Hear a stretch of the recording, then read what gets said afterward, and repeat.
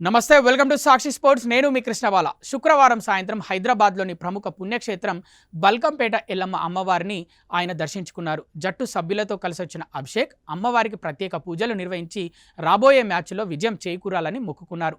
వరుస వైఫల్యాలతో ఆందోళనలో ఉన్న Sunrisers Hyderabad star opener Abhishek Sharma ఆధ్యాత్మిక బాట పట్టారు. హైదరాబాద్లోని చారిత్రాత్మక బల్కంపేట రేణుకా ఎల్లమ్మను దర్శించుకున్నారు.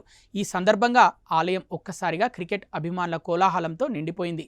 సన్ రైజర్స్ హైదరాబాద్ జట్టులో తన మెరుపు బ్యాటింగ్తో ఆకట్టుకుంటున్న యువ సంచలనం అభిషేక్ శర్మ ఆలయానికి రావడంతో భక్తులు, అభిమానులు ఆయనను చూసేందుకు ఎగబడ్డారు. సాధారణ దుస్తుల్లో ఎంతో నిరాడంబరంగా వచ్చిన అభిషేక్ ఆలయ మర్యాదల ప్రకారం అమ్మవారిని దర్శించుకున్నారు. ఈ సీజన్లో సన్ రైజర్స్ హైదరాబాద్ జట్టు అద్భుతమైన ప్రదర్శన చేస్తోంది.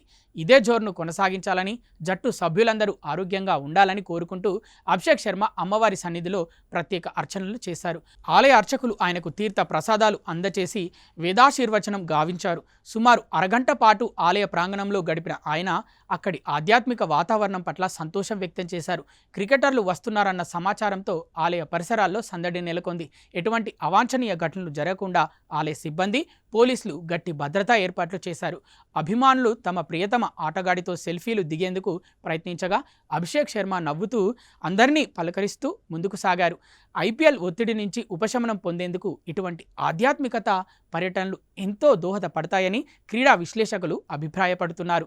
హైదరాబాద్ సంస్కృతిలో భాగమైన బల్కంపేట ఎల్లమ్మ అమ్మవారిని దర్శించుకోవడం ద్వారా అభిషేక్ శర్మ స్థానిక అభిమానుల మనసును గెలుచుకున్నారు.